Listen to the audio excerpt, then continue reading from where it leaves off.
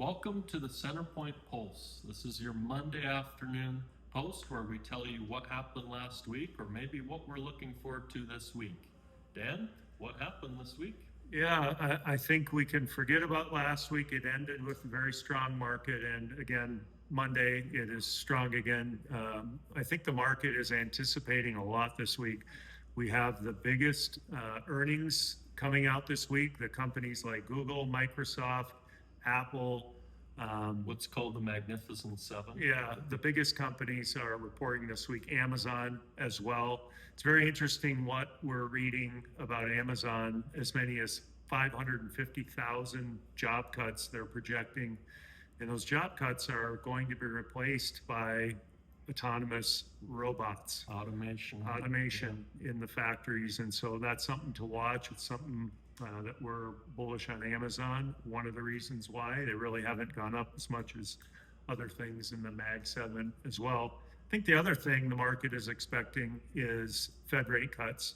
They meet this week. We're expecting that they will at least lower rates, 25 basis points. And most economists believe that 3 or 4 more rate cuts are going to be coming down the pike. And so a lot of that is, the job market is a little clouded right now, kind of like what we were talking about Amazon. And so they feel like they have some room between what the short-term rates are and call it the 10-year rate. There's a lot of gap there. And so those are some things to look at. And Trump wants lower rates too. So you kind of look to next year and you can plan on lower rates for your savings accounts, CDs, treasuries, things like that. There isn't much love lost between Jerome Powell and Donald Trump either. No. So we'll see how that plays out. I think the other thing that was interesting that we read about was the election in Argentina. You got Javier Milei. He's the guy with the crazy hair. Very pro-Trump. He won. Markets down there are rallying. They really need us, our financial strength, and we need some of the things that Argentina has as well. And so you'll probably see quite a bit of deal making there.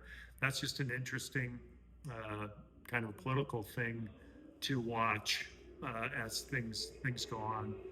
One of the things we've been talking about in the office quite a bit is just all the mergers and acquisitions in banking. This is definitely something to watch. Yeah, if you're kind of a mid-sized bank, you really have to buy other banks to kind of grow your scale because of how large, like Chase, for example, has become. So we've seen, even this last week, we saw Fifth Third buy Comerica. That was one of the larger deals this year for sure. It was, I think, almost $11 billion. We've seen Pinnacle Financial buy Synovus.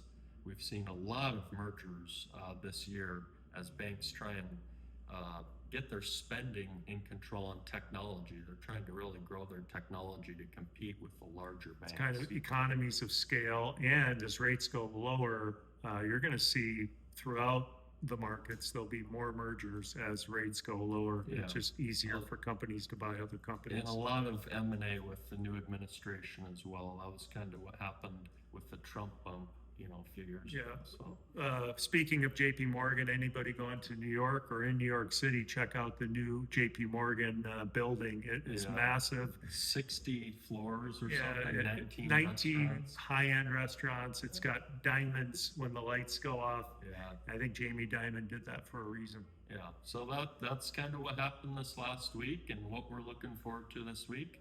Thanks for tuning in. Thank you.